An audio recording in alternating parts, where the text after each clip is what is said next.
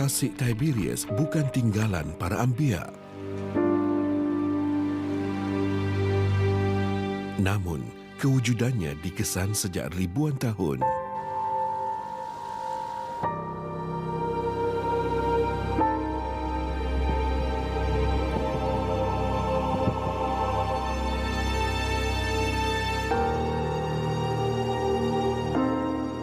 Ia memberi isyarat munculnya makhluk perosak di akhir zaman.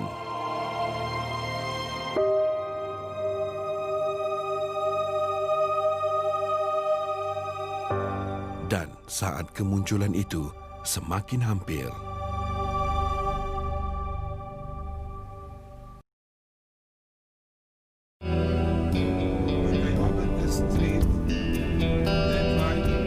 Cuaca cerah mengiringi perjalanan kami keluar dari sempadan pentadbiran Palestin menuju wilayah Israel.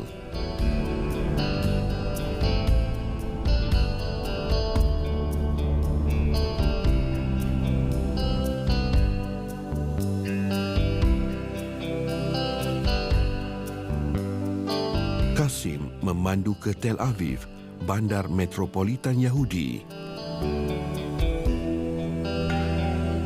Tinggalan Empayar Islam Uthmaniyah dan binaan silam memagari kawasan lama Jaffa.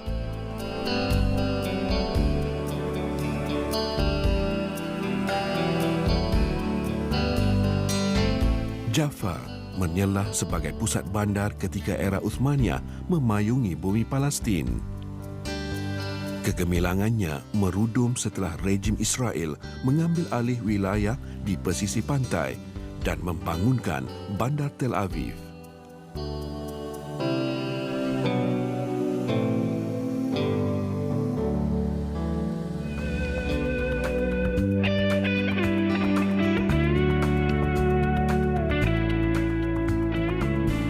Tel Aviv, bandar moden berdepan Laut Mediterranean, mempamerkan gaya hidup trendi kaum Yahudi. Dicatatkan lebih 400,000 orang mendiami Tel Aviv hari ini. Sejarah awalnya bermula di pinggir bandar Jaffa apabila sekumpulan pendatang Yahudi berjaya mendapatkan status majlis tempatan sekitar tahun 1909. Sejak itu, penguasaan komuniti Arab semakin lemah.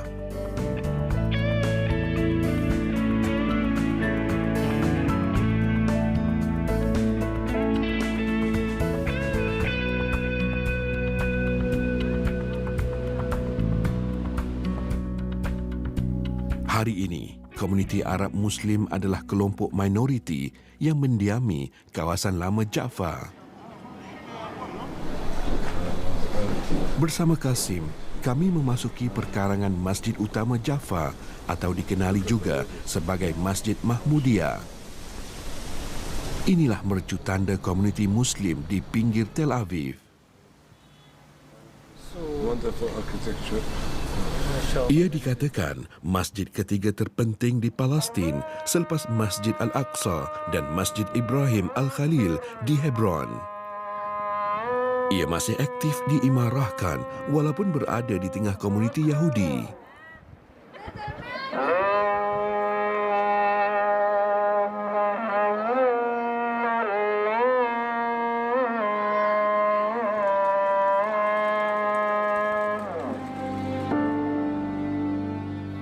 Pengaruh seni bina Uthmaniyah dapat dilihat dengan jelas di ruang solat utama. Binaan asalnya bermula sekitar kurun ke-18, sementara seni bina yang masih kekal hari ini adalah hasil pembangunan Gubernur Uthmaniyah kurun ke-19. Masjid itu perhentian pertama kami sebelum menuju ke Tasik Tiberias.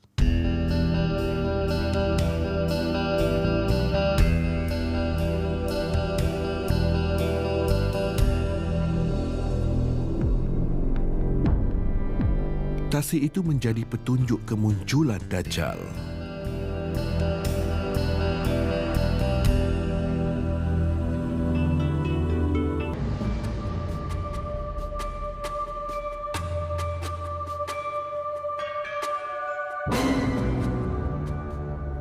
Tiberias, antara bandar suci kaum Yahudi.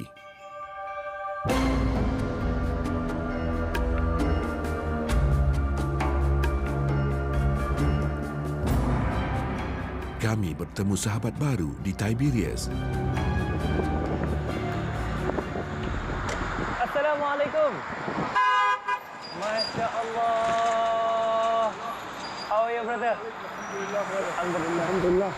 Alhamdulillah. How are you? Alhamdulillah, I'm fine. Yeah, you know what, brother? I believe that you have many stories to tell me about this special place. Inshallah. Inshallah, we have so many things, we have so many places and so Yeah. many stories. Assalamualaikum. Hasan Khawalid, rakan perniagaan Kasim Abu Tin.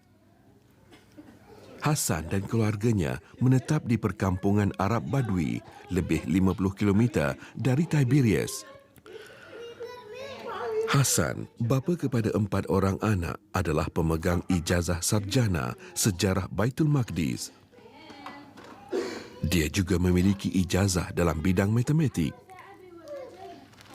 Hasan mengubah persepsi kaum Yahudi terhadap bangsa Arab yang tinggal di wilayah Israel, terutama komuniti Badui.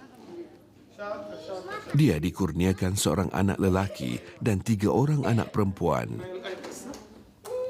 Ibu makiat خالص. لا إله إلا الله سبحان الذي سخر لنا هذا وما كنا له مقرنين. Hasan akan membawa kami ke Tasik Tiberias. Yeah, this city here, Tiberias, that we are driving, used to be a total Muslim city until 1948. And today, Tiberias is a Jewish city. But the majority, of course, Jewish, right?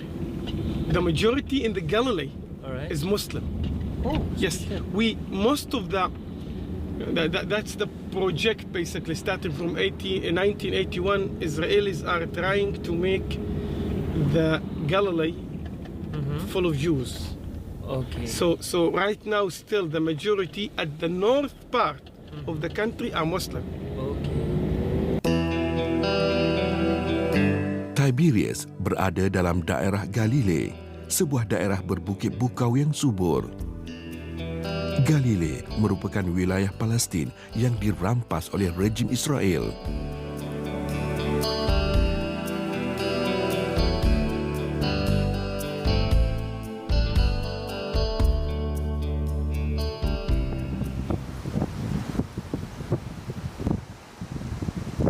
Dari jauh kelihatan Tasik Tiberias.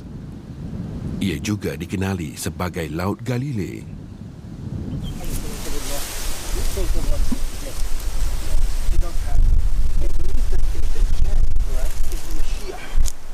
Tasik Tiberias disebut dalam sebuah hadis riwayat Imam Muslim mengisahkan sahabat bernama Tamim Ad-Dari bersua muka dengan Dajjal. وخبر الدجال لم يأتي له نص في القرآن وإنما جاء خبره في أحاديث الرسول عليه الصلاة والسلام وهي أحاديث صحيحة اتفقت الأمة على صحتها.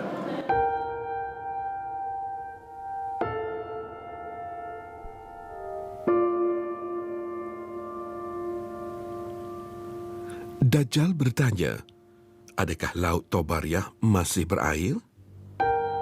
Yang dimaksudkan Laut Tobariah itu adalah Tasik Tiberias. Bangsa Arab menyebut Tasik Tiberias sebagai Bahru Tobariah, bermakna Laut Tobariah. Sementara kaum Yahudi menamakannya Tasik Kinneret. Ia dinamakan Laut Galilea dalam peta dunia dan kawasan sekitarnya lembah yang subur.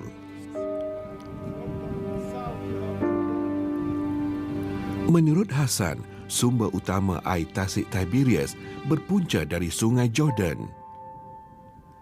Di sebelah timur Tasik Tiberias terletaknya Bukit Golan. Bukit strategik menjadi rebutan antara Israel dan Syria. Dajjal bertanyakan tentang air Tasik Tiberias kepada sahabat Rasulullah Tamim Ad-Dari kerana Dajjal akan dibebaskan apabila air tasik itu semakin berkurangan. Kemunculan Dajjal menguji keimanan umat Islam kerana pada saat itu golongan yang beriman amat sedikit. Maksiat dan fitnah berleluasa. Dajjal dilihat sebagai Tuhan.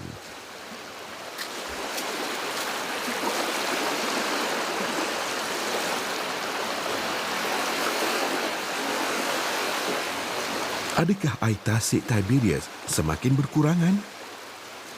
Benarkah dakwaan Dajjal saat kemunculannya makin hampir? Kami turun ke gigi air tasik itu. Ia telah wujud sebelum kelahiran Nabi Muhammad sallallahu alaihi wasallam dan ia akan bertahan hingga akhir zaman. Berada lebih 200 meter di bawah paras laut, ia tasik air tawar paling rendah di dunia, meliputi kawasan seluas 166 km persegi. Dikatakan pada zaman Nabi Isa AS, tasik itu kaya dengan hasil ikan air tawar.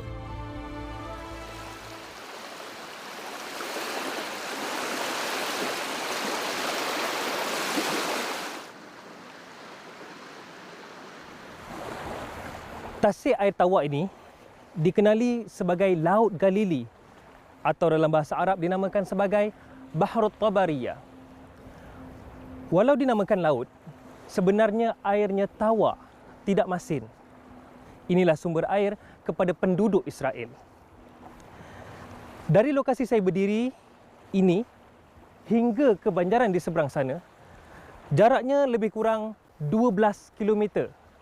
Dan banjaran itu ialah Bukit Golan yang telah dirampas oleh Israel dari Syria. Namun, apa yang lebih penting,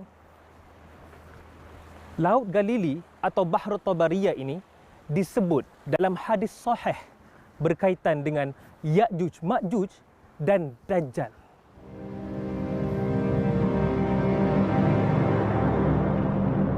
Surutnya air tasik Tiberias tanda pembebasan Dajjal. Ya'juj dan Ma'juj pula akan minum air tasik itu beramai-ramai sehingga kering.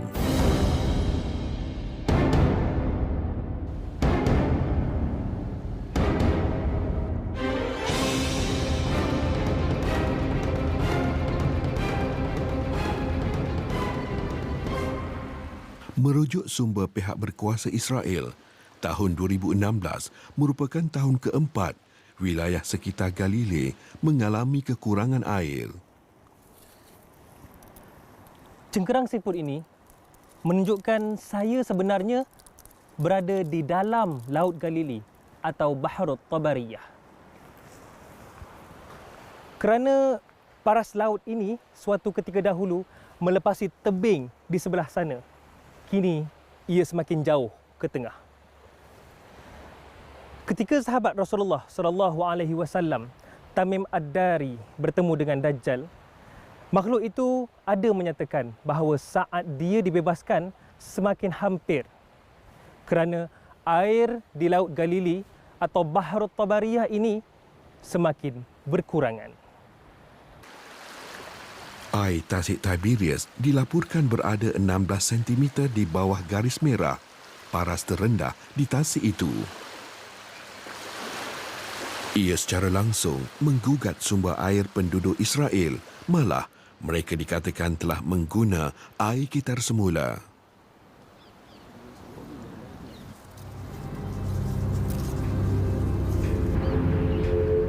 Kesahihan hadis Imam Muslim telah terbukti. Tasik Tiberias benar-benar wujud dan paras airnya semakin menurun. Rasulullah sallallahu alaihi wasallam sentiasa berdoa agar dijauhkan dari fitnah Al-Masih Dajjal. Adakah kita akan terselamat dari dunia gelap Dajjal?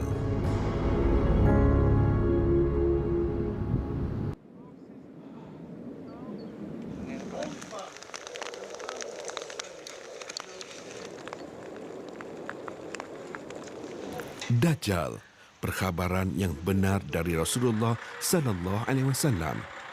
tanda-tanda kemunculannya juga semakin nyata. Namun, bilah-bilah hari diteruskan seiring dengan doa agar terselamat dari fitnahnya. Hari ini, Hasan membawa kami ke perkampungannya di daerah Galilei.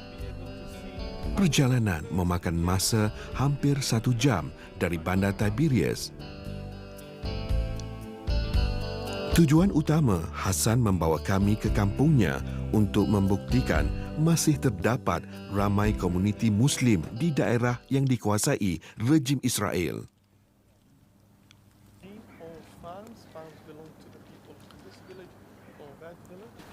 Menurut Hasan, perkampungan itu dinamakan Khawalid, sebuah perkampungan Arab Badui. Dia sendiri dikenali sebagai Hasan Khawalid, bermakna dia berasal dari perkampungan Khawalid. Majoriti penduduknya masyarakat Arab Muslim tetapi ditadbir oleh rejim Yahudi.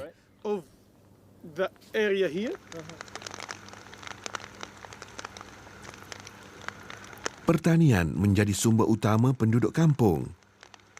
Namun, terdapat beberapa buah keluarga yang bekerja di sektor swasta tetapi menetap di perkampungan itu.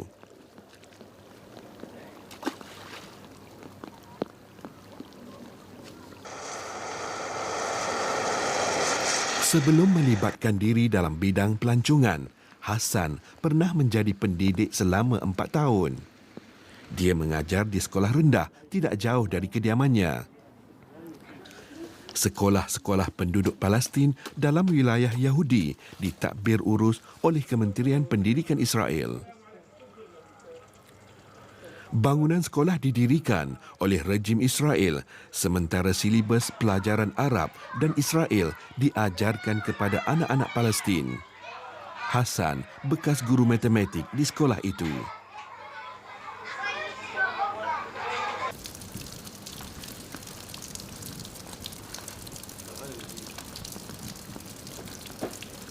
Hampir 1 kilometer dari sekolah, seorang lelaki sedang menanti Hasan sambil memanaskan badan.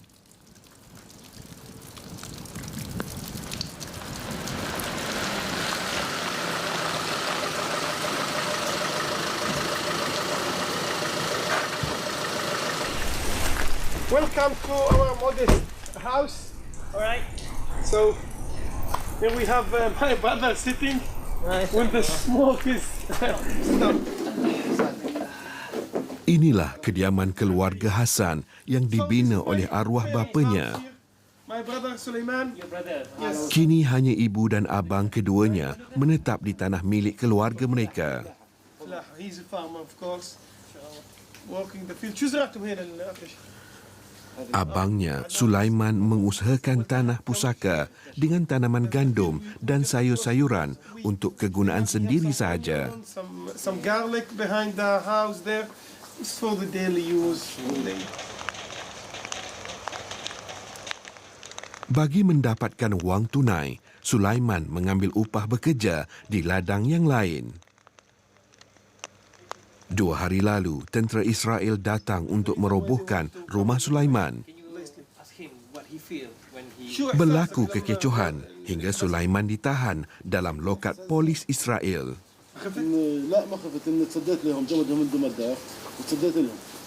He said he felt like proud that he was taken to jail, even though that Dia ditahan kerana melindungi rumahnya dari diroboh oleh rejim Israel. protecting my house. Yeah, we must defend it. Exactly, defending my house. Yeah. So that's what he say about the feeling. The feeling is, oh, they took me to jail. So he For what? I defend my house. feel proud. You feel proud, yes. Perkampungan Khawalid telah wujud sejak 1925. Tanah Arab Palestin di perkampungan itu diwarisi sejak turun-temurun. Mother, this is my mother. And she's actually suffering with her back. Okay. Ibu Hasan berusia 75 tahun. Dia pernah tinggal berhampiran Laut Galilei atau Tasik Tiberias sebelum tragedi Nakbah 1948. Setelah diusir oleh rejim Israel, Ibu Hasan berpindah ke Khawalid sekitar tahun 1960-an.